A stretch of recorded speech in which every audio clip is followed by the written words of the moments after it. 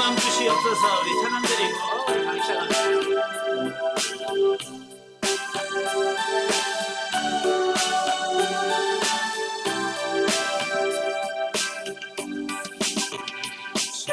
정결한 마음 주시옵소서.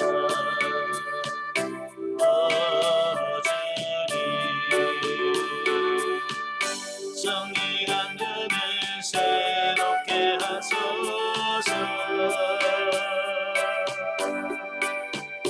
정결한 마음 주시옵소서.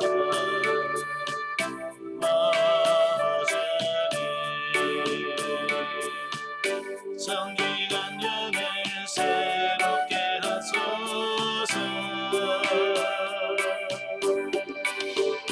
나를 주님 앞에서 멀리하니 마시고 주의 성령을 거두니 먹소서.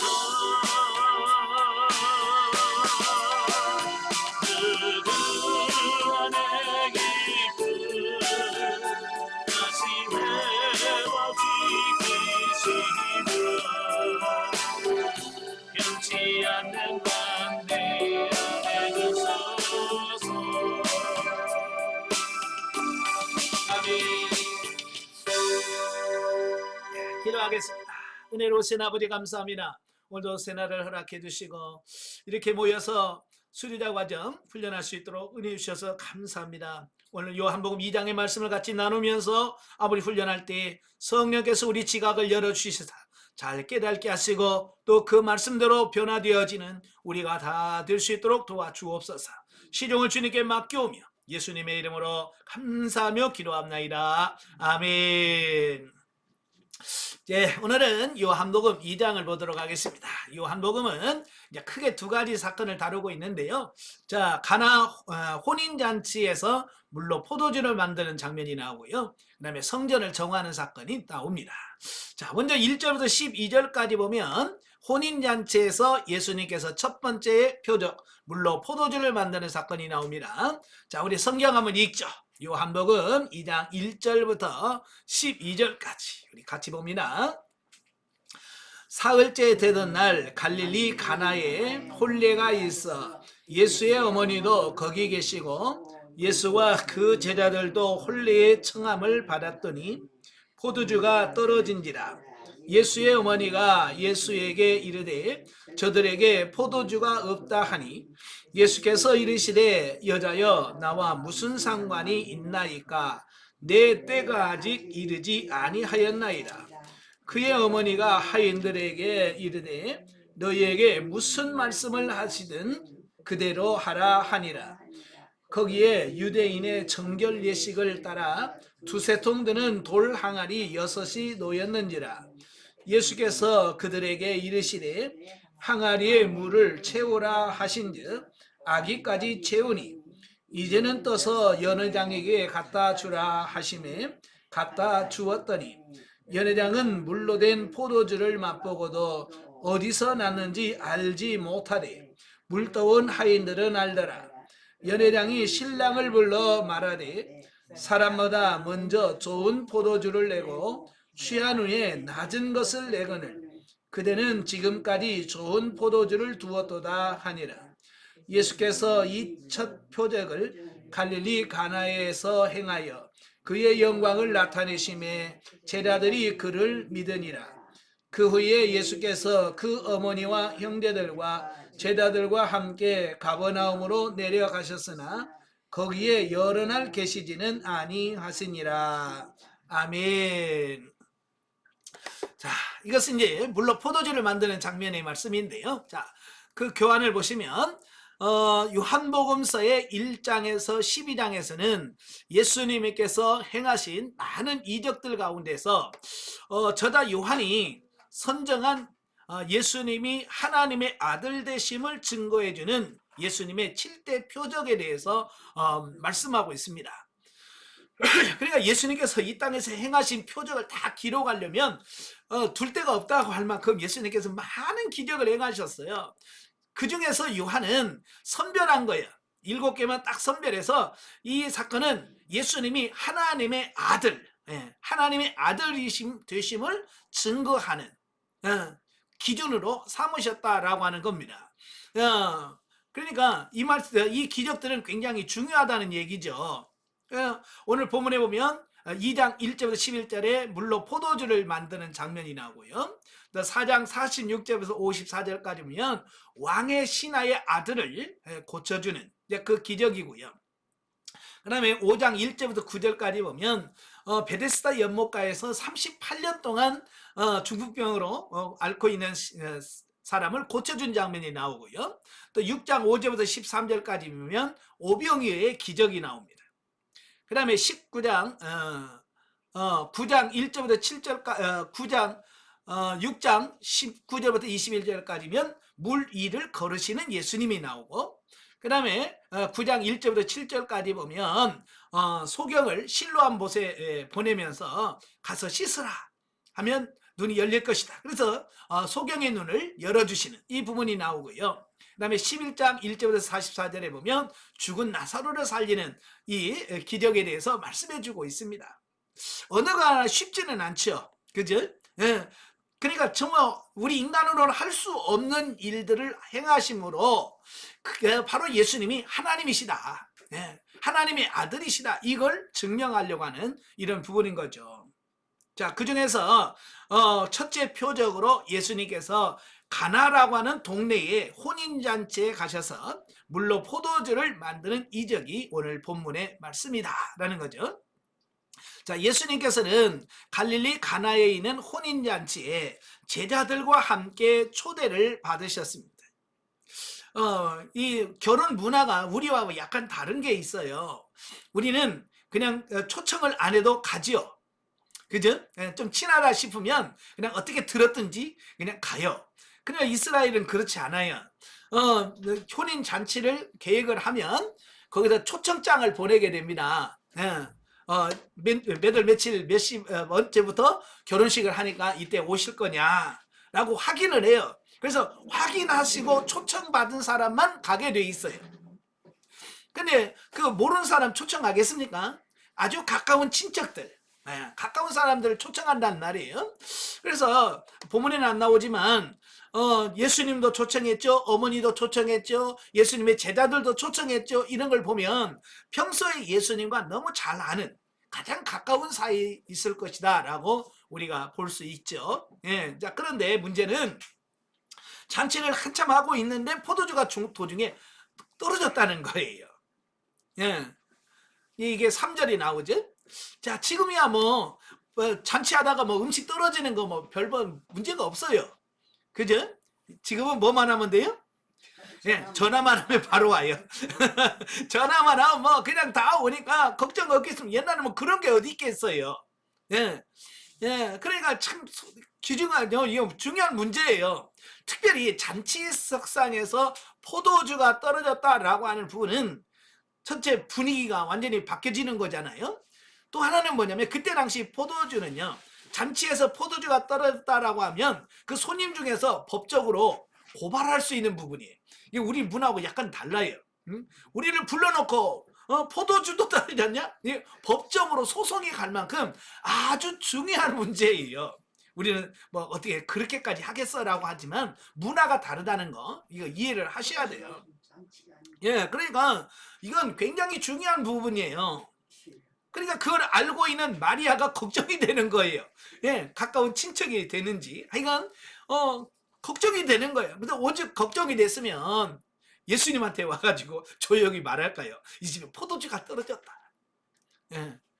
예수님께서 아직 내 때가 안 됐어요 라고 해도 들청만쳐가고 하인들에게 야 뭐라고 시키든지 해라. 그러니까 그 문제가 그냥 웃고 넘어갈 일이 아니고 굉장히 포도주가 떨어진 부분은 중요하다는 얘기를 하고 있는 거예요.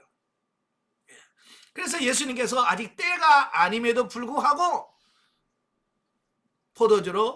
물로 포도주를 만드는 이런 부분들을 보게 되어집니다.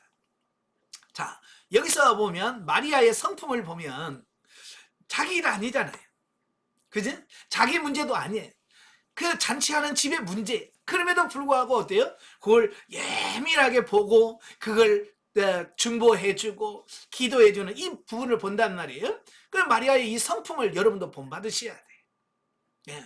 내 문제만 나만 잘하면 된다가 아니라 우리 교회 권사님 정도 되어지면 항상 성도들을 살펴볼 수 있어야 돼. 그래서 성도 중에 아픈 사람이 있는지 말 못할 사정이 있는지 어떤 어려움이 있는지 이런 부분들을 늘 보면서 지켜보면서 그걸 개인적으로 기도할 부분은 기도하고 또 목사님에게 아뢰할 것은 아뢰서 신방할 건 신방하고 자 이렇게 할 수 있어야 돼. 이게 권사를 세울 목적인 거예요. 아시겠죠? 예, 그래서 늘 이 마리아처럼 살필 수 있는 여러분 되시길 바래요. 자, 그래서 예수님께서는 이를 해결해 주시기 위해서 예수님께서는 물로 포도주를 만드는 이적을 행하셨다라는 사실입니다. 자, 여기서 중요한 것은 예수님께서 그 물로 포도주를 만드는 이 부분은 자기 자신이 내가 대단한 사람이야 이걸 나타내려고 하시는 것이 아니라는 겁니다. 또 그 욕 얻어먹을 그 집에 욕 안 얻어먹게 하려고 물로 포도주를 만드는 게 아니라는 거예요. 이건 굉장히 중요한 의미가 이 안에 담겨져 있습니다. 왜 예수님께서는 하고 많은 일 중에 그죠? 왜 하고 막 많은 기적과 이적 중에서 왜 하필이면 물로 포도주를 만드는 그런 기적들을 행하셨을까라고 하는 거예요. 이유 없이? 아니요. 이유가 있어요. 자, 그 이유가 뭐냐? 자, 이러한 예수님은 첫 번째 표적은 첫째, 예수님께서 신성을 지닌 메시아라는 사실을 증거한다라는 겁니다. 예, 이 물로 포도주를 만드는 장면은 예수님 자신이 내가 하나님이야, 내가 하나님의 아들이야 이것을 증명해주는 기적이라고 하는 거예요. 자, 우리가 보면 왜 그보다도 더 죽은 나사로 살리는 게 더 훨씬 더 능력 있는 것 같은데 라고 볼 수 있겠지만 그 이스라엘 사람들의 그 뭐랄까요 신앙 고백 중에 하나가 뭐냐면 포도주는 하나님이 창조하신다라는 거예요. 그러니까 사람이 포도주를 만드는 것 같은데 하나님이 포도주를 만드신다. 근데 그런 신앙이 있어요. 그러니까 결국 뭐냐면 물로 가지고 포도주를 만들 수 있는 분은 누구냐? 누구만 할 수 있다? 하나님만 할 수 있다라고 하는 신앙 고백이 있는 거예요. 바로 이런 그 이스라엘 사람들 보통 내면에 깔려있는 그 신앙을 예수님은 아시고 바로 이런 부분을 통해서 물로 포도주를 만드심으로 그지? 물로 포도주를 만드는 건 누구라고? 하나님이야. 그래 내가 물로 포도주를 만들었어. 그럼 내가 누구야? 하나님이야. 요걸 말씀하려고 하는 거예요. 아시겠죠? 그러니까 하나님께서 예수님께서 행하시는 일들을 보면 그냥 의미 없는 게 하나도 없다. 자, 그런 거예요. 자, 보시면 다시 말해서 예수님께서 갈릴리 가나의 혼인잔치에서 물을 포도주로 변화시킨 이적은 만물에 대해 예수님 자신이 지니는 메시아적 주권을 여지없이 드러낸 사건이었으니 이는 예수님 자신이 하나님의 아들로서 지니신 권세에 근거한 사건이다. 예? 다시 말하면 예수님께서 물론 포도주를 만드시면서 바로 내가 하나님이야, 내가 하나님의 아들이야 라고 하는 사실을 증명, 보여주는 사건이라는 사실이에요. 그러니까 이스라엘 사람들이 눈이 열려 있으면 그걸 보고 오 맞네 라고 할 텐데 눈이 다 가려져 있으니까 예수님께서 이렇게 물로 포도주를 만들어도 그게 눈에 안 들어오는 겁니다. 그래서 여러분 제가 늘 기도하라고 그러잖아요. 눈을 열어 보게 하옵소서 라는 말을 하잖아요. 그러니까 자기 앞에서 예수님께서 그런 기적을 행하셔도 볼 수 있는 눈이 없으면 몰라요. 그래서 눈이 열려지셔야 돼. 자, 두 번째로는 하나님 나라의 도래와 그 나라의 복된 성격을 증거합니다. 사실 예수 그리스도의 초림과 더불어서 하나님의 나라는 이미 이 땅에 초래하셨죠. 예, 그래서 요한은 다른 공간 복음서의 저자들이 직접적으로 소개한 하나님의 나라의 도래에 대한 예수님의 선언 대신에 혼인잔치에서 행하여진 예수님의 표적을 소개한 이유가 분명해진다. 그러니까 마태복음 4장 17절, 마가복음 1장 15절, 누가복음 4장 43절에 보면 세례 요한이 먼저 선포하고 예수님께서 공생애를 시작하면서 외치신 선언이 있어요. 그게 뭡니까? 회개하라, 천국이 가까이 왔다. 바로 이 말씀을 선언하시면서 예수님의 공생애가 시작되어지는 거예요. 예수님의 시대, 이 메시아 시대가 열렸다. 이것을 회개하라, 천국이 가까웠다라는 말씀을 선언함으로써 그 복음서를 시작합니다. 자, 그런데 요한복음에만 그런 사건이 안 나와요. 바로 그 사건이 안 나오고 바로 뭐가 나오냐면 이 포도주를 만드는 사건으로 시작을 해요. 바로 이것은 뭘 말하냐면 하나님의 나라에서의 희락과 기쁨을 예시해 주면 물론 장차 그 나라를 완성할 자 역시 예수 그리스도이심을 강조하고 있다라고 하는 겁니다. 여러분, 잔칫날이 기쁜 날이에요? 슬픈 날이에요? 기쁜 날이지. 그렇죠. 특별히 결혼식은 정말 기쁨의 날이고 정말 행복한 날이잖아요. 바로 이런 거예요. 예수님께서 공생애를 이 잔치집에서 물로 포도주를 만들면서 시작했다라고 하는 말은 뭐냐? 이 하나님의 나라, 메시아의 나라는 이렇게 기쁨과 행복이 있다. 이렇게 시작한다라고 하는 부분을 이런 물로 포도주를 만드는 부분을 통해서 우리에게 지금 선포하고 있다라고 하는 거예요. 아시겠죠? 그러니까 꼭 말이 아니라 이런 실제 기적을 통해서 하나님의 나라는 이 결혼식과 같이 이렇게 기쁜 날이야, 이렇게 행복한 날이야, 이런 그런 세계야라고 하는 사실을 보여주고 있다라고 하는 거예요. 그리고 세 번째로는 인간의 근본적인 문제를 해결해 줄 수 있는 일은 오직 예수 그리스도이심을 증거해 준다. 사실 지금이야 뭐 전화만 하면 포도주가 뭐 트럭으로 오죠. 근데 예전에는 그런 거 아니에요. 포도주를 만들려면 포도주를 심어야 되고 열매를 따야 되고 그걸 또 밟아서 그 다음에 발효를 시키고 이게 시간이 얼마나 많이 걸리는 거예요. 바로 어찌 보면 인간은 할 수 없는 일들이 이런 것들이 그렇잖아요. 그런데 예수님께서는 그냥 간단하게 물 떠와 여기다 부어. 그래서 부으니까 이제 떠다 줘. 그 순간 그 잠깐의 순종으로 예수님께서는 그 문제를 해결해 주신다는 거예요. 이걸 통해서 오늘 저와 여러분들에게 뭘 가르치느냐, 우리에게 필요한 부분이 있고 문제가 발생하게 되면 혼자 끙끙 앓지 말고 바로 하나님의 배 아래라 라고 하는 것을 말씀해 주고 있습니다. 또한 사실 예수 그리스도께서 이 세상에 오신 것은 영적으로 이미 죽어 있기 때문에 아무 쓸모없는 자들을 변화시켜서 구원과 생명을 얻게 하며 하나님의 자녀가 되는 권세를 누리도록 하기 위해서다라는 사실입니다. 자, 그러므로 누구든지 예수 그리스도 앞에 나오기만 하면 마치 물이 변하여 포도주가 된 것처럼 거듭나 하나님의 자녀가 될 수 있고 떨어진 포도주가 다시 가득 채워진 것처럼 날마다의 삶 속에서 하나님의 풍성한 은총을 누릴 수 있다라고 하는 것을 보여주는 겁니다.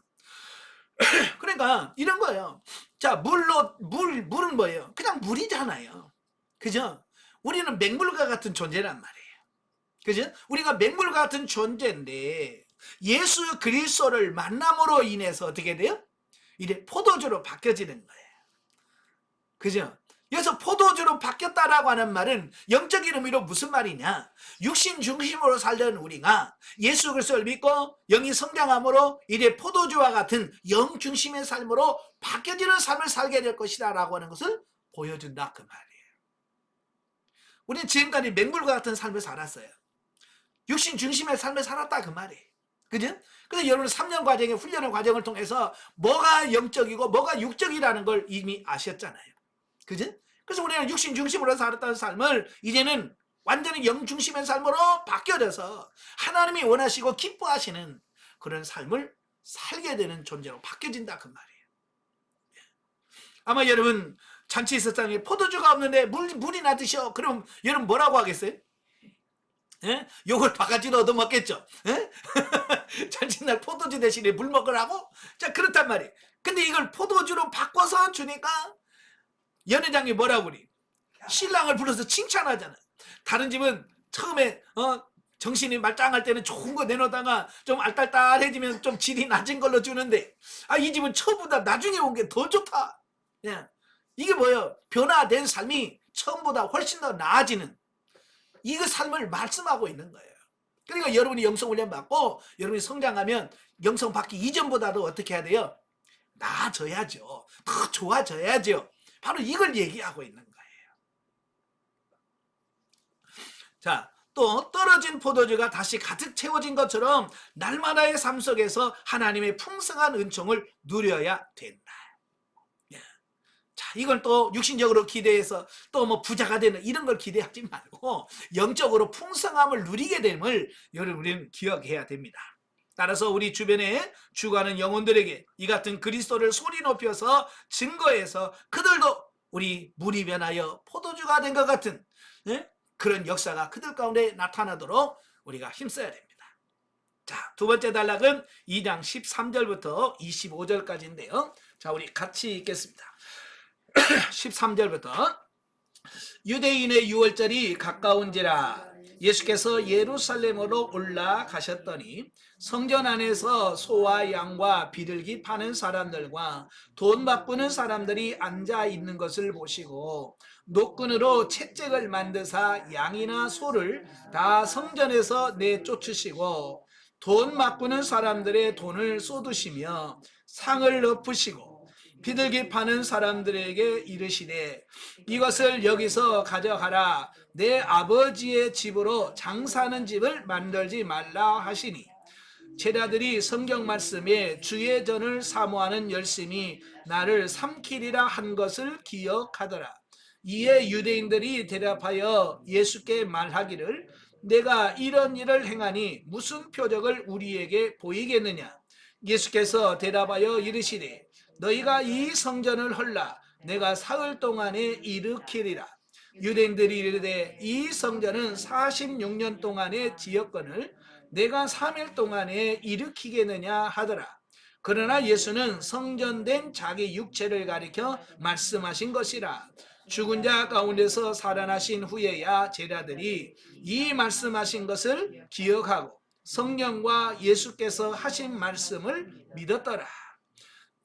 6월절에 예수께서 예루살렘에 계시니 많은 사람이 그의 행하시는 표적을 보고 그의 이름을 믿었으나 예수는 그의 몸을 그들에게 의탁하지 아니하셨으니 이는 친히 모든 사람을 아심이요 또 사람에 대하여 누구의 증언도 받으실 필요가 없었으니 이는 그가 친히 사람의 속에 있는 것을 아셨음이라. 아멘. 자, 이 말씀은 이제 제1차 성전을 숙정, 이 숙정이라고 하는 말은 깨끗하게 하다 그런 뜻이에요. 이제 성전을 정화한 사건이 나옵니다.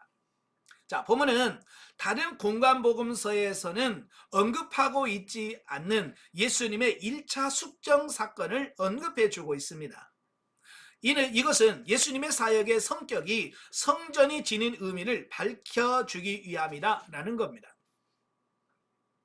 자, 공관복음은 우리가 마태, 마가, 누가복음을 말합니다.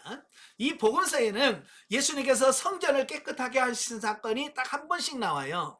그러니까 마지막 고난주간 때에 예루살렘에 올라가셔서 하신 사건이 뭐냐면 성전을 깨끗하게 한 사건, 그 한 번만 기록을 해요. 그런데 요한복음에만 2번 나옵니다. 오늘 본문 사건은 예수님의 초기 메시아 사역 첫 번째 예루살렘에 올라가자마자 유월절을 지키시면서 바로 성전을 깨끗하게 한 사건이 나옵니다. 자, 그런데 왜 요한복음에 2번 나올까라고 하는 겁니다. 요한복음에는 2번 나와요. 이 성전을 깨끗하게 한 사건이. 이 말은 굉장히 중요한 거예요. 자, 보세요. 공관복음을 기록한 마태, 마가, 누가복음은 다 언제 기록되냐면 AD 70년 이전에 기록이 됐어요. AD 70년은 뭐냐면 성전이 무너진 해거든요. 로마에 의해서 예루살렘 성전이 무너져. 그러면 요한복음은 언제 기록됐냐? AD 90년 정도에 기록되어 있거든요. 그러니까 이미 성전이 무너지고 나서 30년 후에 기록된 게 요한복음이에요. 그러니까 요한은 그러니까 그 공관복음을 쓴 마태, 마가, 누가는 성전이 무너질 거라는 예수님의 예언만 갖고 있었지 실제로 무너진 것을 못 봤어요. 그죠? 그런데 요한은 뭐예요? 이미 다 무너졌었단 말이에요. 무너지고도 30년이 흘렀단 말이에요. 바로 이런 것을 통해서 왜 성전이 무너져야만 했나? 그것을 조명해 주기 위해서 이렇게 두 번씩이나 성전이 제 기능을 발휘하고 있지 못했다, 이것을 선언하고 있다라고 하는 거예요. 당시 유대인들은요, 예루살렘 성전에서 제사를 드릴 때 흠이 없고 정결한 짐승을 희생제물로 바쳐야 된다. 이거 당연한 거죠. 항상 하나님께 제사를 드릴 때는 흠없는 것을 가지고 하나님께 제사를 드렸어요. 그러나 먼 지방에서 오는 자들이 그러한 짐승을 가져오기는 그리 쉽지 않았다라고 하는 겁니다. 그죠? 예루살렘은 저 유대 땅에 있고요. 저 북쪽에 납달리 지파라든지 또 므낫세 지파라든지 저 단 지파라든지 저 위에서부터 요단을 건너서 이렇게 돌고 돌아서 오면 이틀 내지 3일 걸려요. 그 짐승 끌고 온다고 생각해 봐요. 오다가 병이 걸리기도 하고 오다가 다치기도 하고 그렇잖아요. 하나님께 제사 드리고 그냥 끌고 오는데 오다가 다쳐. 그러면 어떻게 해? 못 드리는 거예요. 그래서 그런 멀리서 오는 사람들에게 편리를 제공하기 위해서 그 불편함을 덜어주기 위해서 성전 근처에서 짐승을 사고 팔게 했다라고 하는 거예요. 그러니까 저 멀리 있는 사람은 그 동네에서 소를 팔든지 염소를 팔아요. 그래서 그 돈을 가지고 와요. 돈을 가지고 와서 성전 주변에서 자기가 드리고 싶은 양을 사서 그냥 드릴 수 있으면 편하잖아요. 그 편리를 제공하기 위해서 그렇게 했다라고 하는 겁니다. 또 만 20세 이상의 유대 남자들은 반세겔의 성전세를 납부하도록 되어 있습니다. 그래서 해마다 반세겔의 성전세를 내야 되는데요. 그때 당시는요, 로마의 제국의 속국으로 있었기 때문에 일반적으로 시중에서 물건을 사고 팔 때는 로마의 화폐를 사용하게 돼요. 그래서 데나리온, 드라크마 같은 이런 로마 돈을 쓰고 사용합니다. 그런데 문제는 뭐냐면 하나님께 성전세를 낸다든지 하나님께 헌금을 할 때는 어떻게 부정한 세상 돈을 내겠냐, 그런 거예요. 그래서 그들은 로마 돈을 히브리 돈 세겔로 바꿉니다. 그래서 히브리 돈 세겔로 바꿔서 헌금을 하게 돼요. 그러니까 성전에는 항상 돈을 바꿔주는 사람이 있는 겁니다. 근데 이 사람들이 공짜로 바꿔주겠어요? 이 사람들이 공짜로 돈 바꿔주겠냐고요. 여러분 공항에 가서 환전해 보세요. 그냥 공짜로 바꿔줘요? 다 돈 떼먹어요. 환전하는 돈을 떼고 준단 말이에요. 그러니까 그 환전료를 누가 정해요? 자기들이 정하는 겁니다. 그래서 막 환전세를 비싸게 받는 겁니다. 또 그 양이라든지 이런 걸 팔 때에 그냥 정상적인 가격으로 팔아야 되는데 그 사람들 남겨야 될 거 아니에요. 또 여러 상인들이 있다 보면 또 서로 뭐가 있어요? 자리 다툼이 있고요. 자, 그런 거예요. 그러니까 어때요? 또 거기서 또 제사장들에게 가서 또 로비도 해야 되고, 그렇죠. 이제 그런 걸 하다 보면 자연적으로 뭐가 돼요? 가격이 올라가겠죠. 그러면 집에서 가져오면 되지 라고 생각할 수 있겠지만 또 그들이 또 짬짬이가 있어요. 그래서 그 성전 앞에서 사지 않으면 그 성전 앞에서 검사하는 제사장이 통과를 안 시켜주는 겁니다.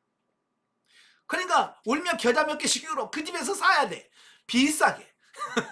그러니까 불만이 있을 수밖에 없지요.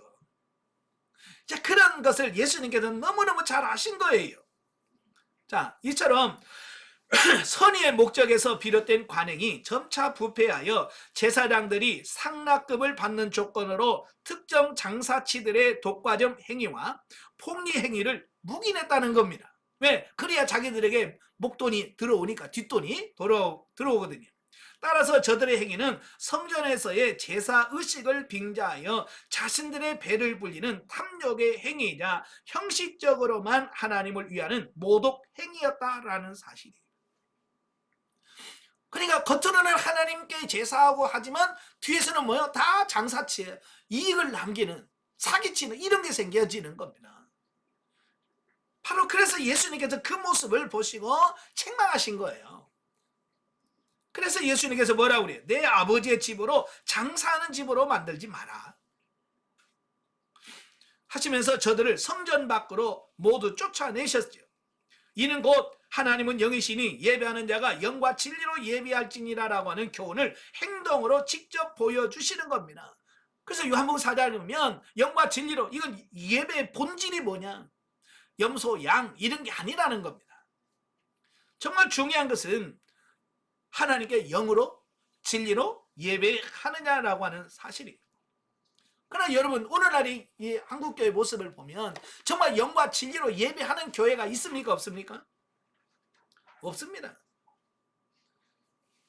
오늘 많은 교회 부교육자들 보시면 교회 성도들 들어오시면 뭐하고 있어요? 뒤에서 숫자 카운트하고 있습니다. 눌러가지고 그래서 예배 끝나면 오늘 몇 명 모였고요. 네. 자, 이런 걸 하고 있어요. 과연 숫자가 하나님이 원하는 예배일까? 그래서 많이 숫자가 결석이 없고 많이 오면 오늘 예배가 좋았다. 그래서 결석이 많으면 뭐라고 그래? 오늘 예배가 참 안 됐다. 이렇게 얘기를 하는 겁니다. 정말 숫자를 원하십니까? 하나님의 숫자를 원하세요? 아니잖아요. 또 재정 보고 이번에 재정이 많이 들어왔다. 야, 이 교회가 잘 돌아간다. 이게 진짜 예배입니까? 하나님께서 예배하는 게 재정으로 판단합니까? 아니란 말이에요. 근데 지금 우리 한국교회가 그때 당시 예수님 당시에 장사치 하면서 아마 그들도 그랬을 거예요. 이윤이 많이 남기면 이번에 참 좋았다고, 실적이 좋았다고 그럴 거예요. 예수님 뭐라고 그랬어요? 장사하지 마라. 오늘 우리도 밖에 보이는, 겉으로 보이는 어떤 그런 거 가지고 그게 예배다 아니다 이걸 판단할 수 있는 게 아니고, 정말 예수님 말해서 영과 진리로 예배하면 모이는 사람이 한 명이든 두 명이든 세 명이든 중요한 게 아니고 하나님이 기뻐 받으시는 예배가 된다. 이걸 말씀하려고 하는 거거든요. 오늘 우리도 이 사고와 같이 많이 바뀌어지셔야 됩니다. 가서 여러분도 교회 들어가자마자 뭐 하고 있어요? 여러분도 교회 가자마자 누구 왔나 몇 명 왔나 요것부터 숫자 세잖아요. 그죠? 그 숫자 세지 마세요. 정말 중요한 것은 내가 영으로 진리로 하나님께 예배하는다. 요게 중요한 거예요. 물론 성도들의 상황을 살피면서 아픈 사람이 있나, 저 힘든 사람이 있나, 이걸 살피는 것도 굉장히 중요해요. 아까도 말했죠. 마리아처럼 그렇게 할 수 있는 그런 부분은 돼야 되지만, 겉으로 보이는 어떤 형식적인 걸 가지고 그것이 마치 다 오면 결석 없으면 오늘은 예배 성공한 거고, 결석이 많으면 실패한 거고, 이렇게 판단하지 말라 그 말이에요. 자, 이처럼 예수님께서는 당시 유대인들의 그 형식적이고도 인본주의적인 종교 행위, 즉 율법의 근본 정신을 망각한 채 문자적 조문에만 얽매여서 하나님을 헛되이 섬기는 구습을 타파하고 참되게 하나님을 섬기는 길이 무엇인지를 세상 모든 사람들에게 가르쳐 주고자 그렇게 하셨다라고 하는 사실입니다. 만약에 예수님께서 그 예루살렘에 가셔서 채찍으로 만들어서 다 쫓아내신 그 예수님이 여러분의 교회에 오신다면 어떻게 하시겠어요? 예? 지금 그 예수님이 여러분의 교회에 오신다, 예배 중에 오신다 그러면 여러분 어떻게 하겠습니까? 예수님도 여전히 채찍을 만드셔서 여러분 쫓아내지 않으시겠습니까? 그죠? 예? 내가 그렇게 외모만 원하더냐? 예? 우리 자신 한번 살펴보셔야 돼. 정말 주님이 받으실 만한 자격을 갖추고 우리가 예배를 드리고 있는가? 자, 또한 예수님께서는 너희가 이 성전을 헐라 내가 사흘 동안에 일으키리라 라고 말씀하시므로 성전을 자기 몸에다가 비유를 한 거예요. 그러니까 유대인들은 이거 못 알아먹지요. 네? 성전을 헐라 내가 사흘 만에 일으키겠다라고 말씀하신 것은 예수님이 나중에 뭐요? 성전된 자기 육체가 죽었다가 사흘 만에 다시 부활할 거다, 이 이야기를 하고 있는데 사람들은 그걸 이해를 못했어요. 그래서 뭐라고 그래? 야, 이거 46년 동안 지은 거야, 이거. 네가 어떻게 사흘 동안에 지어? 이제 이렇게 그러는 거예요. 그러니까 예수님과 뭐가 안 맞아? 요게 안 맞아. 코드가 안 맞는 거예요. 영어로 얘기하면 영어로 알아들어야 되는데 영어로 얘기해도 못 알아먹어. 이게 참 얼마나 답답한 겁니까? 여러분이 영적으로 성장을 해야 하나님이 영어로 이야기할 때 여러분이 영어로 이해하고 받아들일 수 있는 겁니다. 이해가 되시죠? 그래서 여러분들이 더 성장하셔야 돼요. 이는 예루살렘 성전을 예표론적 모형적 성격을 시사해 준다. 즉 구약시대 이스라엘 백성들이 그들의 삶 중심으로 삼았던 성전은 하나님과의 화해와 교제 또 만남의 장소였다.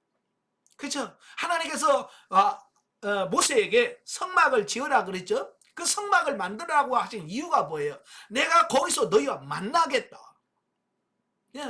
하나님과 이스라엘과 만남의 장소로 성전을 허락해 주신 겁니다. 그래서 이 만남이 제일 중요한 거예요. 근데 오늘날 우리가 정말 우리가 신령한 집으로 내가 성전으로 지어져서 하나님과 나와의 영적인 만남, 교제가 이루어지고 있는가? 자, 이 부분이 굉장히 중요한 겁니다. 그게 안 되니까, 하나님과의 만남이 안 되니까 어땠어요? 그 성전이 무너졌잖아요. 예루살렘 성전이 무너졌어요. 오늘도 성도들 가운데 하나님과 영적인 교제가 안 되는 사람들이 많아요. 가끔 상담하다 보면 목사님 요즘에 하나님의 음성이 안 들려요. 하나님과 이게 교제가 안 됩니다 라고 말씀하신 분들이 있거든요. 이런 분들은 뭐 하는 사람들이냐? 이미 세워지던 성전이 무너진 사람들이에요. 아시겠죠? 그러니까 여러분 성전이 무너지면 하나님과 만남이 안 이루어져. 그럼 어떻게 해야 돼요? 무너진 성전을 어떻게 해야 돼요? 다시 세워야죠. 그래서 솔로몬 성전이 무너졌을 때 수르바벨 성전을 다시 짓잖아요. 그죠? 이건 영적으로 비유어 말씀하고 있는 거예요. 우리 성전이 무너질 수 있습니다. 내가 하나님 말씀대로 안 살고 그러면 이 성전은 무너집니다. 그러면 다시 어떻게 해야 돼요? 다시 회복하셔야 돼요. 그래서 성전이 다시 세워지면 하나님이 그에 임재하시고 임재하심으로 하나님과 영적인 교제가 다시 풍성하게 이루어지는 겁니다. 우리가 이 땅에 살면서 여러분이 성전이 몇 번 무너질지도 몰라. 한 번 무너지고 평생 안 세워질 수도 있고요. 맨날 엎어졌다가 다시 세웠다가 엎어졌다가 세웠다, 이 과정을 계속 반복하면서 할 수도 있고요. 그래서 여러분은 성장해서 무너져도 바로 세울 수 있으니 얼마나 감사합니까? 그죠?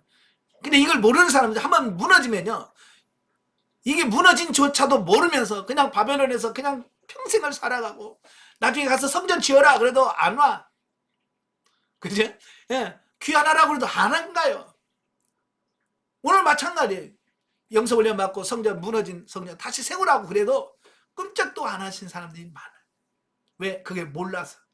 그 성전 회복이 얼마나 중요한지를 모르니까 그런 거거든요. 이제 우리는 아니까 교제가 안 된다는, 하나님과 대화가 안 되면 빨리 가서 하나님, 무너진 부분이 뭡니까? 빨리 그래서 그 무너진 부분을 다시 회복할 수 있는 여러분 되시길 바라요. 아시겠죠? 자, 그런데 이는 성육신 하사 대속 죽음을 당하시고 부활하심으로 말미암아 자기 백성을 위한 구원을 이루신 참되고도 완전한 성전이신 예수 그리스도 자신을 예표하는 것이었다. 그러나 제자들은 당시에도 이 사실을 깨달지 못하다가 예수님의 부활 승천 이후에야 비로소 깨닫고 믿게 되었다라고 하는 겁니다. 그러니까 이 성전을 헐라 내가 사흘 동안에 일으키리라, 그 말씀을 제자들도 못 알아먹었어 이게. 근데 언제 알았다고요? 22절에 죽은 자 가운데서 살아나신 후에야 제자들이 이 말씀하신 것을 기억하고 성경과 예수께서 하신 말씀을 믿었더라. 이런 거예요. 우리가 경험하지 않으면 이게 안 되는 거예요. 자, 영적 이해 보겠습니다. 자, 성도 개개인이 삼일체 하나님이 거하시는 성전됨을 늘 상고함으로 늘 기뻐할 수 있어야 한다. 하나님은 우리의 각 심령 성전을 정화시키기 위해서 다양하게 우리를 다루어 가고 계신다라고 하는 겁니다. 예, 그래서 먼저 하나님은 저와 여러분을 신령한 집으로 건축하는 이 과정을 거치십니다. 그래서 영성훈련을 하게 되면 하나님께서 진리 단계, 생명 단계를 거치면서 여러분을 신령한 집으로 세워지죠. 여러분 다 성전 신령한 집이 세워졌잖아요. 예. 이게 뭐예요? 그래서 이제 그 역할을 감당하도록 하나님께서는 여러 가지로 역사하실 거예요. 그래서 성전이 더럽혀지면 하나님께서는 환경을 통해서 그 부분을 지적하시고 책망하시고, 그래서 그 부분을 다시 돌이키게 하신다 그 말이에요. 삶 속에서 때로는 버거운 일도 순종할 수 있어야 한다. 그럴 때 물이 포도주가 되는 기적과 같은 역사가 나타나서 더욱 하나님을 신뢰하고 순종할 수 있는 능력이 생기는. 예. 그 물론 포도주를 만들 때 기적을 일으키는 원동력이 어디서 나오냐? 순종에서 나오는 겁니다. 생각해 보세요.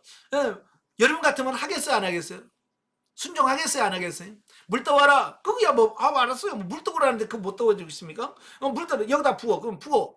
근데 문제는 뭐냐면 방금 내가 부은 그 물을 가지고 연회장에게 갖다 줘라. 가서 빰 맞을 건데. 나는 물인 줄 아는데. 그죠? 이거 내가 물 떠온 거 아는데 이걸 포도주라고 갖다 줄 수 있는가? 여러분 어때요? 갖다 줄 수 있어요, 없어요? 저것도 고민 많이 할 거예요. 이러다가 정말 빰 맞겠네? 요거도 먹겠네? 하지 않겠습니까? 네. 그때 순종할 수 있어야 돼. 네. 그 순종으로 하나님이 역사하시는 거거든요. 네. 그러니까 그 하인이 물을 떠다가 그 항아리에 부을 때 포도주가 된 게 아니고 물을 떠다가 가면서 그죠? 네. 연회장에게 갖다 주면서 이 가는 과정에, 순종하는 과정에 물이 포도주로 바뀐 거거든요. 그러니까 여러분이 순종할 때, 항상 순종할 때 하나님의 역사가 나타난다는 거 꼭 기억하시면 좋겠고요. 자, 오늘 이제 마지막으로 성경 계시 발전사적 이해. 자, 오늘은 뭘 다루냐면 포도주를 한번 다뤄보도록 하겠습니다. 자, 포도주. 자, 오늘 우리나라에는 이 교회 안에 이 주초 문제라고 그러죠. 술과 담배가 굉장히 신앙생활 하는데 문제가 많이 됩니다. 그죠? 다른 나라에 비해서 우리나라의 주초 문제가 굉장히 커요. 다른 나라는 그게 술 먹고 이런 부분에 대해서 그렇게 크게 타치 안 합니다. 자, 왜 그러냐면 우리 역사적 상황 배경을 좀 보셔야 돼요. 자, 1884년에 미국의 선교사들이 우리나라에 처음 들어와요. 그 처음 들어온 선교사님들이 선교 보고를 합니다. 미국에다가. 선교 보고를 하면서 그들이 뭐라고 한 줄 아세요? 이렇게 미개하고 이렇게 가난한 나라 처음 본 나라예요. 지금 여러분은 상상이 안 가죠? 그때 당시 미국에서 선교사들이 우리나라 왔는데요. 우리나라가 얼마나 가난했냐? 찢어지게 가난했어요. 그때 평균 평균 수명이 40 몇 대요. 42인가 43인가 밖에 안 돼요. 평균 수명이. 우리는 진작 갔어야 돼. 그때 태어났으면. 우리 2번씩 갔어야 돼. 그러니까 선교사들이 와서 보니까 완전히 나라는 가난하지. 그냥 이 40대 다 죽어가지. 그러니까 이 선교사들이 고민하기 시작한 거예요. 도대체 왜? 그래서 보니까 한국 남자들이나 여자는 전부 다 술과 담배에 쪄들은 거예요. 술과 담배에 쪄들었죠? 또 왜 가난하냐? 여름에 일하고 조금 돈 벌어놓고 겨울에 되면 맨날 모여가지고 화투 치면서 노름하는 거예요. 노름. 이 선교사들이 딱 봤을 때, 야, 이 나라는 이 술, 담배, 노름 이거 안 끊으면 이 나라의 미래가 없겠다. 그래서 그들이 교회를 개척하고 교회를 하면서 교회 나온 사람들에게 서약을 받은 거예요. 담배 끊을래? 술 끊을래? 노름 끊을래? 이렇게 되어진 거예요. 그래서 그때 당시 우리나라의 초대교회는 교회 간다 그러면 이 세 가지 끊는다. 요걸로 이제 이게 인식이 된 거예요. 인식이 돼서 이게 지금까지 쭉 왔던 거예요. 그러니까 이건 진리 문제가 아니에요. 술 먹으면 지옥 가니까 끊어. 이게 아니었어요. 담배 피면 너 지옥 가니까 끊어. 이게 아니라 그때 당시 너무 가난하고 병들고 인간 수명이 짧고 그러니까 그걸 어떻게 하면 이걸 바꿀 수 있을까?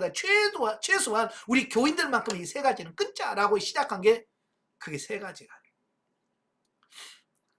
근데 그 시간이 흘러가면서 이제는 뭐가 됐냐면 그게 하나의 우리 한국교회 룰, 법칙이 된 거예요. 그래서 교인 그러면 술 안 먹는 거, 담배 안 핀 거, 노름 안 하는 거, 요걸로 이제 딱 고정이 돼버린 거예요.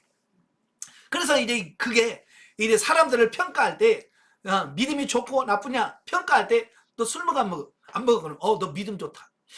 나 술 먹는데 그럼 너 믿음 없다. 이렇게 돼버리는 거야. 그러니까 시간이 흘러가면서 이게 조금씩 그 의미가 약간 좀 변질됐다라고 이렇게 보면 되겠죠. 자, 그래서 이 부분은 먹어야 되느냐 말아야 되느냐라고 하는 어떤 이런 부분을 논쟁거리가 아닌, 그 논쟁거리가 되면 안 된다라고 하는 부분을 같이 한번 보겠습니다. 자, 성경에 이제 포도주라고 하는 말이 나오는데요. 참 많이 나와요. 포도주라는 말이 성경에 보면 많이 나오는데 히브리어로 야인이라고 하고요. 헬라어로는 오이노스라고 말하는데요. 자, 이것은 보통 이제 발효된 포도즙을 말합니다. 일반적으로 이제 알코올 해서 술로 된 포도주를 히브리어로 야인, 헬라어로는 오이노스라고 합니다. 또 히브리어 티노시라고 하는 말은 묵히지 않는 비교적 신선한 포도즙. 이제 성경에서는 이걸 새 포도주라고 번역을 합니다. 그러니까 이거 발효시키지 않고 바로 짜서 요즘은 하면 포도즙이라고 할 수 있겠죠. 예, 포도즙과 같은 것을 티로시라고 하고요. 자, 히브리 사람들, 이 이스라엘 사람들은요, 포도나무는 번영과 축복의 상징으로 인식을 하고 있습니다. 그래서 너는 참 포도나무 같다라고 말할 때 그 포도나무는 번영, 그 사람이 참 잘 살고 번영하고 하나님의 축복을 받는다라고 하는 것을 상징적으로 하고 있다라고 하는 겁니다. 한번 보세요. 포도나무 그 열매 열리는 거 보세요. 다글다글 해서 막 터질 것처럼 팍 붙어있는 그 모습 보잖아요. 자, 바로 그걸 보면서 야, 하나님의 축복, 은혜 이런 것을 기억하고 상징한다 그 말이에요. 그리고 종종 이 포도나무는 이스라엘을 비유하기도 합니다. 네, 그래서 이사야 5장 1절, 또 시편 80편 13절, 예레미야 2장 21절에 보면 이스라엘을 너희는 포도나무다. 예, 그래서 특별히 이사야 5장 같은 경우는 하나님께서 내가 포도원을 만들고 포도나무 좋은 품종을 심었거늘 그들이 들포도가 열렸도다. 포도나무는 유대 백성들이고 막 그러면서 그 이스라엘을 상징하는 하나의 나무가 포도나무다라고 이렇게 볼 수 있겠죠. 자, 이 포도주는 잔치집에는 필수품으로 인식되었고요. 또 의약품으로도 많이 활용하기도 했습니다. 지금처럼 뭐 소독약이라든지 이런 게 많이 발달되어 있으면 그렇지만 예전에는 그런 게 없었잖아요. 그래서 상처가 나거나 자 그랬을 때 그걸 소독할 때 포도주를 가지고 이렇게 상처를 치유하기도 했습니다. 그 누가복음에 선한 사마리아 사람들이 나오잖아요. 그 강도 많은 사람들을 그가 포도주로 씻고 기름을 바르고 주막에다가 쉬게 하는 그릇이 나오잖아요. 그래서 상처를 치유할 때 포도주를 의약품으로 사용하기도 하고 또 사도 바울이 디모데에게 너 자주 나는 위장병을 위해서 포도주 조금씩 써라. 그러니까 이 위가 나쁘신 분들은 이 포도주를 조금씩 먹음으로 이 위장병을 좀 치유할 수 있는 이런 부분이 있단 말이죠. 자, 그러나 득보다는 항상 실이 많은 것이 현실이다. 그러니까 이 포도주는 적당히만 마시면 건강에도 좋고 기쁘고 행복할 수 있는데 사람들이 이걸 조절을 못한단 말이에요. 그죠? 네. 우리가 그러잖아요. 처음에는 사람이 술을 먹고 그 다음에 술이 술을 먹고 그 다음에 술이 사람을 먹는다. 이제 그런 말이 있잖아요. 이게 이제 조절을 못하니까 그게 좋은 의미지만 그걸 범위를 넘어감으로 인해서 좋지 않은 결과를 가져오게 되는. 그러니까 사람들이 모이면 처음에는 기분 좋으라고 술을 마십니다. 그죠? 나중에 결론은 뭐예요? 싸움으로 끝나요. 자칫날 보면 처음에는 뭐 술 먹고 막 너무 좋다가 막 그러다가 나중에는 싸워. 결론은 싸움으로 나옵니다. 그러니까 술은 결과가 나쁜 거예요. 그래서 우리가 이 부분을 잘 보면 좋겠습니다. 자, 성경에는 이 포도주라는 말이 참 많이 나오고요. 포도주에 실제로 사용하는 모습들이 참 많이 나오는데요. 성경에 보면 긍정적으로 쓰여지는 구절이 있고 부정적으로 쓰여지는 부분들이 있습니다. 그래서 성경에서 처음에는 이 긍정적으로 쓰여지는 부분을 보면, 자, 사사기 9장 13절. 사사기 9장 13절 한번 보겠습니다. 사사기 9장 13절. 다 같이 읽겠습니다. 포도나무가 그들에게 이르되 하나님의 사람을 기쁘게 하는 내 포도주를 내가 어찌 버리고 가서 나무들 위에 우쭐대리요 한지라. 그렇죠? 자, 이 보면은 요담이라고 하는 사람이 아비멜렉을 책망하면서 비유로 썼던 말이거든요. 그러니까 이 포도주라고 하는 말은, 포도나무는 하나님과 사람을 기쁘게 하는 그 역할을 한다. 그래서 이 포도주라고 하는 부분은 적당히만 쓰면 사람을 기쁘게 하고 즐겁게 할 수 있는 도구다라는 거예요. 이건 이제 긍정적인 부분이고요. 그 다음에 시편 128편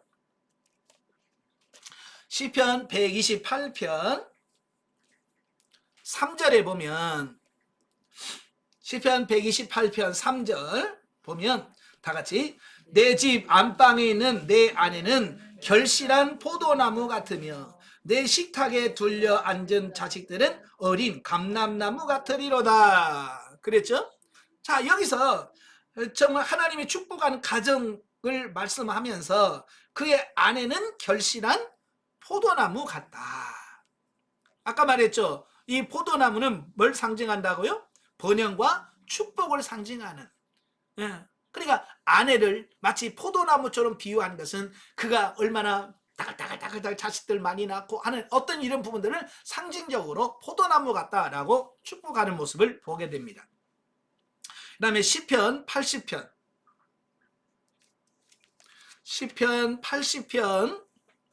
8절부터 11절까지 보면 8절부터 11절 다 같이 시작. 주께서 한 포도나무를 애굽에서 가져다가 민족들을 쫓아내시고 그것들을 심으셨나이다.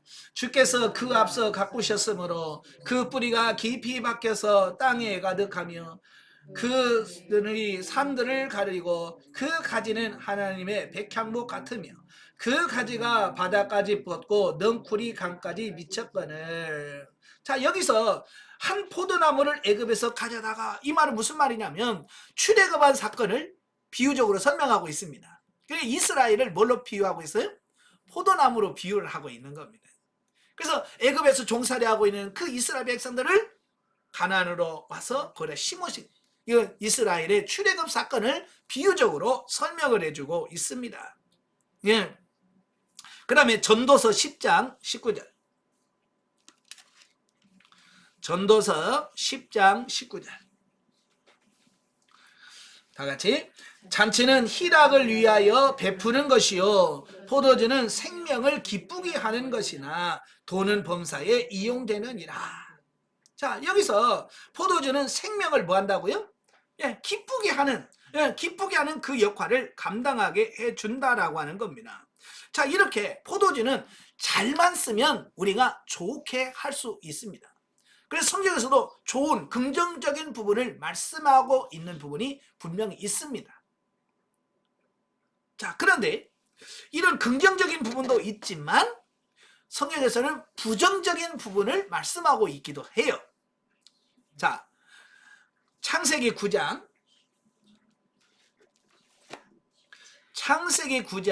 20절부터 27절까지 보면, 20절 21절만 같이 읽겠습니다. 9장 시작.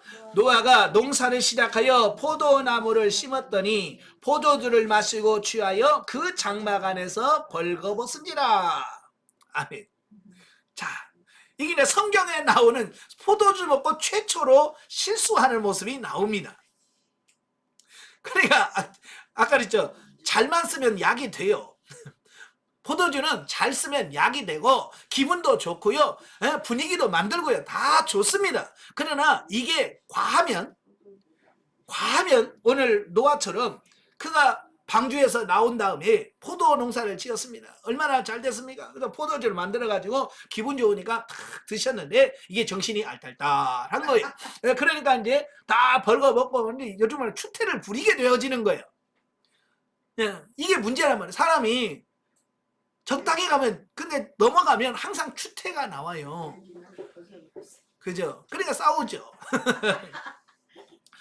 자, 바로 이 부분입니다. 술은 사람들로 하여금 추태를 부리도록 만드는 그 원인이 되더라 라고 하는 부분입니다. 그 완전한 자유, 온전한 자유, 그래서 다 죽었는데 그 가정만 구원받았네. 그나마도 술 먹으니까 안 되더라. 그러니까 아무리 여러분 사람 좋아도 술 먹으면요 그 좋은 게 없어져요. 노아 같은 사람도 술 먹으면 제정신 못 차리잖아요. 자, 그 다음에 시편 128편.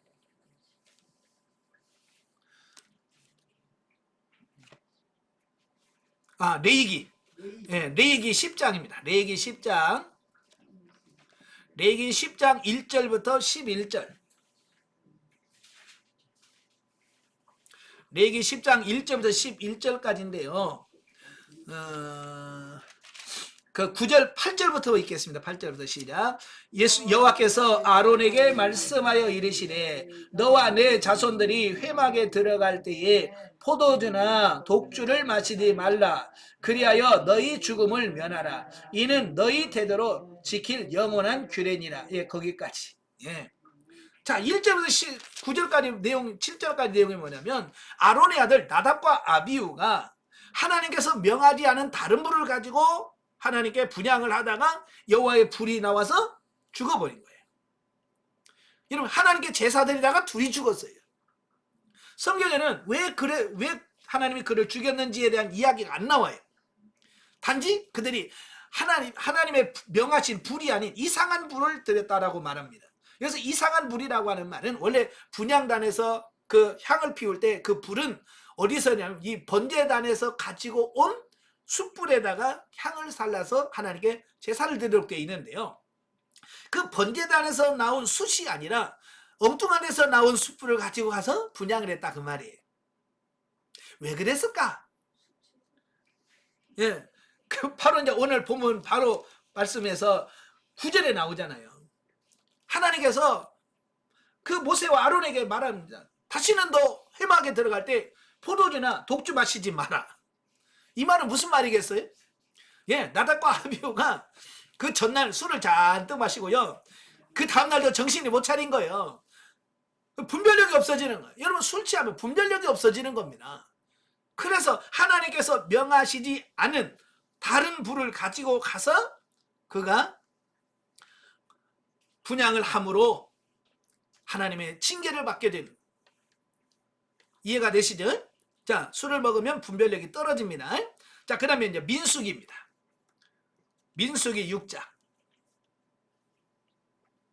민수기 6장 2절부터 4절. 민수기 6장 2절부터 4절 다 같이.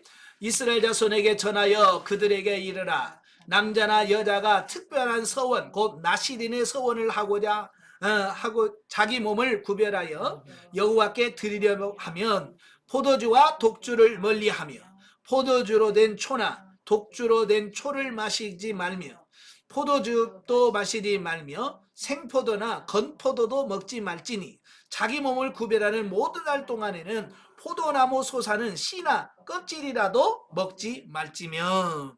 자, 이건 나시린 제도예요. 나시린은 구별되라 라는 말인데, 하나님을 구별해서 내가 하나님을 섬기겠습니다 라고 서원한 사람들은 그 기간이 끝나는 날까지는 포도주나 독주는 물론 건포도, 심지어 껍질까지도 먹지 마라. 왜 그럴까요? 이게 껍질 먹다 보면 알맹이 먹고 싶고, 알맹이 먹고 싶으면 또 또 이게 생각이 나겠죠. 예, 바로 그런 거예요. 그래서 아예 그냥 처음부터 아예 입을 대지 말도록. 그러니까 우리가 보통 보면 그러잖아요. 나는 반주로 식사하고 나서 나는 반 잔씩만 마시고 뭐 이런 사람이 있잖아요. 예, 그런데요, 그런 사람들이 또 기회가 되면 어때요? 또 취하도록 마시거든요. 그래서 아예 그런 싹을 없애는 것이 중요해요. 그래서 나시린 들어가면 아예 포도주 씨 껍질까지도 아예 먹지 않고 함으로 유혹의 어떤 근거를 빼버리는 거예요. 그러니까 술은 아예 처음부터 끊어야 돼. 아시겠죠? 적당히 이건 아닌 거예요. 자, 그 다음에 잠언 23장 잠언 23장 31절 다 같이 포도주는 붉고 잔해는 번쩍이며 순하게 내려가나니 너는 그것을 보지도 말지어라. 야, 아주 강력한 경고의 말씀입니다. 넌 그걸 아예 보지도 말어. 그러니까 아까 말한 민수기에서는 뭐예요? 씨도 먹지 말라, 껍질도 먹지 말라 그랬잖아요. 근데 여기서는 뭐라고 그래? 아예 보지도 말라 그랬어요. 보지도 말라. 아예 쳐다보지도 말래요. 이 많은 사람 뭐 취하지 말라고만 돼 있지 뭐 이런 말씀이 있잖아요. 그건 아무것도 아니요. 여기는 아예 보지도 말래. 예. 왜 사람들이 왜 이런 말은 안 보일까요? 그죠? 이런 말은 안 들어고 취하지 말라고 그랬지 뭐 이런 것만 자꾸 나온단 말이에요. 물론 그렇다고 해서 정죄는 하지 말아요. 자, 이렇게 그 해가 많기 때문에 부정적인 부분이 많기 때문에 하나님께서는 그걸 보지 말고 먹지 말라라고 말씀하고 있습니다. 자, 그러면 예수님께서는 뭐라고 가르치느냐? 예수님께서 뭐라고 말씀하시느냐? 요한복음 2장 오늘 본문 말을 보면 예수님께서 뭐 하셔요? 자, 2장 1절부터 보시면 직접 예수님께서는 포도주를 만들어 주셨다라고 하는 겁니다. 예. 구약에서는 먹지 말고 보지도 말라고 그랬는데 예수님은 포도주를 일부러 물로 된 포도주를 그냥 예수님이 그 앞에 것만 보시면 야야 차라리 포도주 먹지 말고 물 마셔. 이래야 되는데 그죠? 근데 예수님은 물로 된 물을 갖다가 포도주를 만들어서 사람들에게 주셨단 말이에요. 자, 이 말은 무슨 말이에요? 예수님은 포도주에 대해서 부정적으로 보셨다는 거예요? 긍정적으로 보셨다는 거예요? 예, 긍정적으로 보셨다는 얘기죠. 아까 설명드렸잖아요. 이 포도주는 기쁨과 어떤 천국의 어떤 잔치를 상징하는 어쩐지 그런 표현이다라고 보시면 되겠죠. 예. 자, 그 다음에 누가복음 7장에 보시면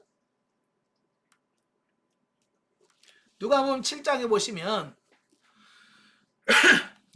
34절 다 같이 인자는 와서 먹고 마심에 너희 말이 보라 먹기를 탐하고 포도주를 즐기는 사람이요 세리와 죄인의 친구로다 하니. 자, 이건 예수님의 말씀이지만 예수님이 말씀하는 게 아니라 예수님을 비판하는 그 사람들이 하는 말이죠. 예, 그죠? 예.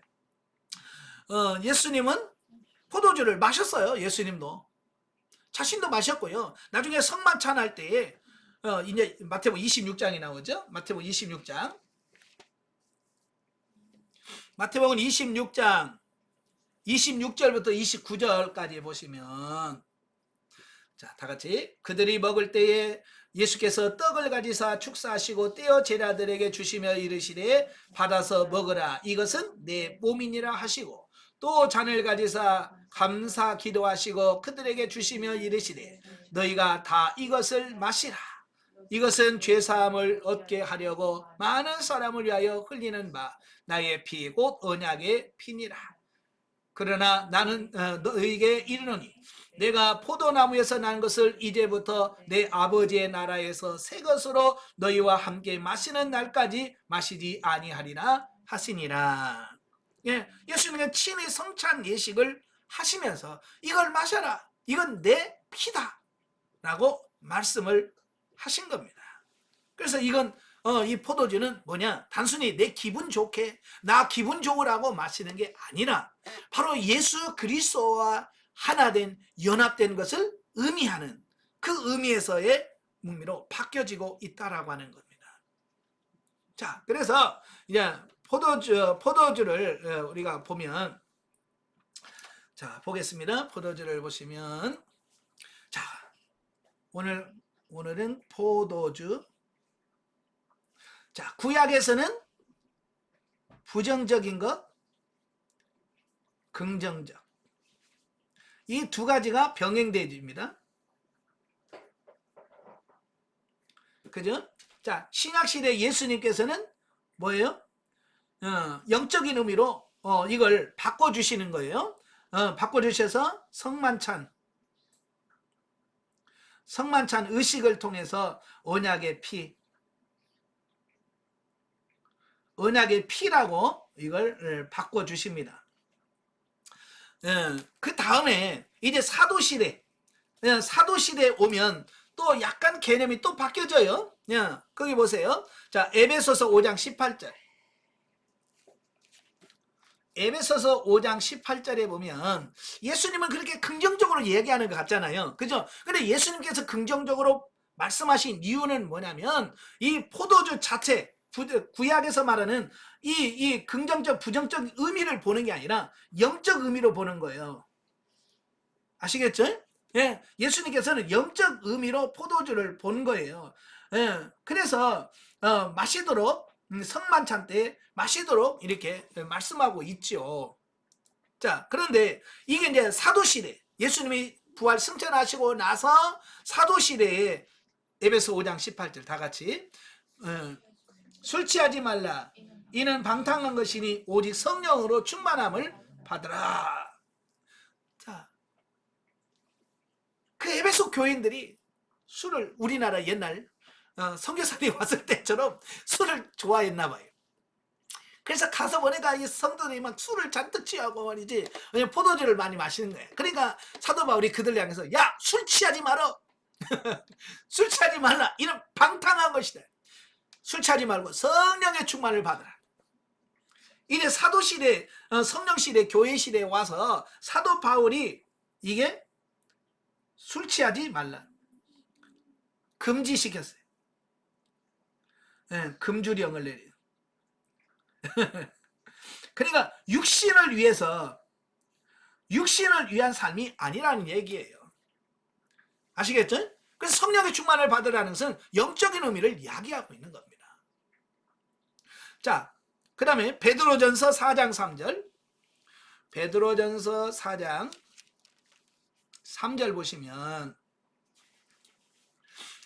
다같이 너희가 음란과 정욕과 술취함과 방탕과 향락과 무법한 우상숭배를 하여 이방인의 뜻을 따라 행하는 것에 지나간 때에 족하더라. 예. 자, 여기도 보면 술취함과 방탕. 왜 사도 바울이 술 취하지 말라고 했는가? 베드로가 왜 술 취하지 말라고 하는가? 바로 그 술 취하고 나서 그 다음에 타락한 생활, 방탕한 생활이 따라오기 때문에 그 베드로 역시 금주령을 내리고 있습니다. 자, 그리고 디모데전서 3장.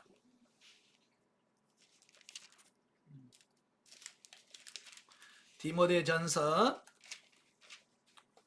3장 3절 다 같이 술을 즐기지 아니하며 구타하지 아니하며 오직 관용하며 다투지 아니하며 돈을 사랑하지 아니하며.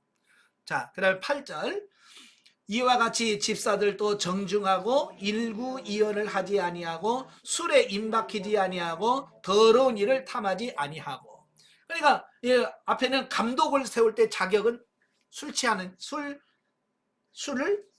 즐기지 아니하는 자, 집사도 술에 임박히지 아니한 자를 세워서 집사로 세우고 감독으로 세우라. 그러니까 직분자를 세울 때 이 술이 굉장히 중요한 부분을 다루고 차지하고 있다라고 하는 것을 말씀해주고 있습니다. 예. 또 로마서 14장 로마서 14장 21절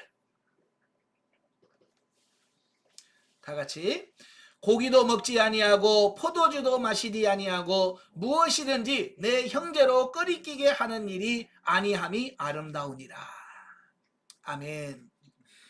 이제 먹고 마시느냐가 중요한 게 아니라 내가 이것을 마심으로 다른 사람들에게 꺼리낌이 되느냐, 시험거리가 되느냐, 상처를 주느냐, 욕을 보라는 거예요. 나는 이거 못 끊어요. 그게 아니라 내가 이것을 취함으로 다른 사람들에게 상처를 주고 다른 사람을 시험 들게 하고 하나님과 멀어지게 만든다면 그건 끊어야 된다라고 말씀해 주고 있는 겁니다. 많은 사람들이 그러잖아요. 아까 말한 임박히지 말라고 그랬지, 술 취하지는 말라고 그랬지, 먹지 말라고 그랬냐, 이런 걸로 접근하는데 그게 아니라 내가 이걸 마심으로 인하여 상대방이 시험 들 일이 있다면 그건 끊어야 돼. 더 정확하게 말하면 고린도전서 8장 13절을 보세요. 고린도전서 사도 바울의 그 결단을 보게 돼요. 고린도전서 8장 13절 보면 그러므로 만일 음식이 내 형제를 실족하게 한다면 나는 영원히 고기를 먹지 아니하여 내 형제를 실족하지 않게 하리라. 바울의 이 결단, 이게 중요한 거예요. 만약 내가 고기 먹는 것 때문에 누가 실족해서 하나님을 떠난다면 나는 영원히 먹지 않겠다는 거예요. 근데 이스라엘 사람들의 주식이 뭐냐면 고기와 빵이에요.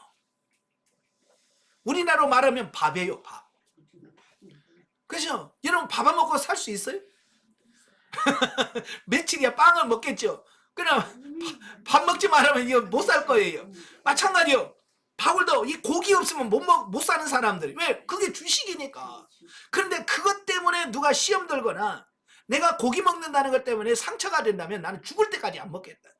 이건 자기 기준이 아니라 연약한 사람들의 기준이. 오늘 여러분도 마찬가지. 술을 먹느냐 마시느냐 안 마시느냐 이게 중요한 것. 그 이상으로 내가 이것을 함으로 다른 사람에게 어떤 영향을 끼칠 것인가를 먼저 분별할 수 있는 이런 삶이 돼야 되는 거예요. 아시겠지? 자, 그래서 자, 성령 시대 현재 먹느냐 마시느냐 중요한 게 아니라고 그랬어요. 누구요? 형제. 형제에게 득이 되느냐 실이 되느냐. 그래서 실이 된다면 사도 바울처럼 내가 이거 먹고 마심으로 누가 상처가 된다면 나는 죽을 때까지 안 먹겠다. 어떤 이런 결단, 이런 마음가짐이 중요하다는 거예요. 여러분 지금 우리가 많은 사람들이 영성훈련하면서도 문제가 되는 게 뭐냐면 안 변해야 돼. 왜요? 이런 바울과 같은 결단이 없어요. 그죠?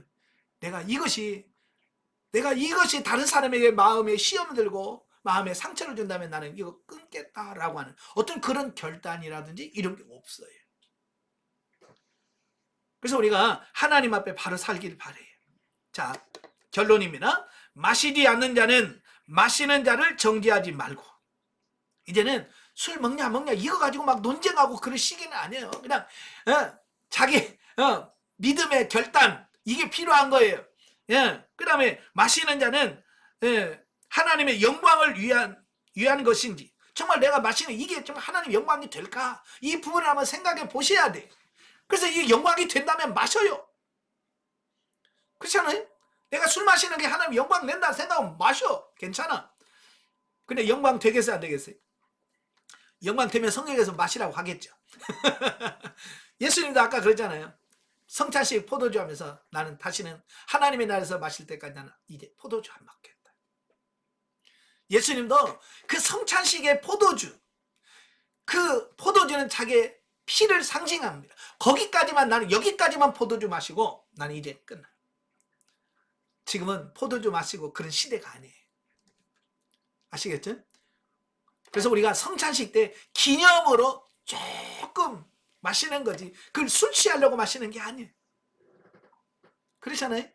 예. 어떤 집사님이 제가 의정부에서 전도사로 사역할 때 어떤 여집사님이 와서 그래요. 목사님한테 좀 건의해가지고 성찬식 할 때 그 그 포도주 컵을 좀 큰 걸로 쓰자고. 그래서 아니 왜요? 그랬더니 그분이 하는 말이 아니 공식적으로 교회에서 술 먹는 날인데 너무 작아요. 너무 작아요. 그거 진짜 그분은 원래 이제 예수 믿기 전에 술을 너무 좋아했던 분인데 이게 포도주 마시는 게 이게 포도 술을 먹는 날이 아니잖아요. 술을 좋아하는 사람. 예. 그래서 저 같은 경우는 성찬식을 할 때에 알코올이 없는 포도주를 씁니다. 직접 제가 담아요. 포도주를 예전에는 다 담아서 포도주를 진짜 제가 직접 담아요. 담아서 짜서 만들고 그것도 내일 성찬식이 있다 그러면 그 전날 살짝 끓입니다. 살짝 끓이면 알코올이 다 날아가요. 다 날아가서 알코올 냄새가 안 나게끔 해서 성찬식을 합니다. 근데 어떤 교회는요 성찬식으로 콕 끓으면 알코올 냄새가 너무 확 나가지고 어떤 분은 취한다고 그러고 그러면 정식적으로 이 성찬식의 의미가 조금 떨어져요. 그래서 저는 항상 끓여요. 끓여서 알코올 냄새가 안 나도록 합니다. 자, 이런 주의가 필요합니다. 어쨌든 우리는 무엇을 먹든지 마시든지 무엇을 잊든지 다 하나님의 영광을 위하여 일하는 여러분이 되시라. 그게 결론입니다. 기도하겠습니다. 하나님 아버지, 오늘 요한복음 2장의 말씀을 통해서 그 포도주의 변천 과정을 보았습니다. 아버지 하나님, 인간이 육신의 기쁨과 평강을 위해서 만든 그 포도주가 결국은 영적인 의미로 예수 그리스도의 보혈의 피로 아버지 하나님 연결되어지는 부분들을 봅니다. 그래서 이제는 육신의 기쁨과 평강을 위해서 어떤 포도주를 마시는 것이 아니라 하나님의 영광을 위해서 우리가 마실 수 있는 그런 삶이 되어지게 하옵소서. 그래서 우리의 행동 거지가 정말로 하나님 앞에서 바르게 살 수 있도록 저들을 변화시켜 주시옵소서. 예수님의 이름으로 감사하며 기도합나이다. 아멘. 하나님께 영광드립니다.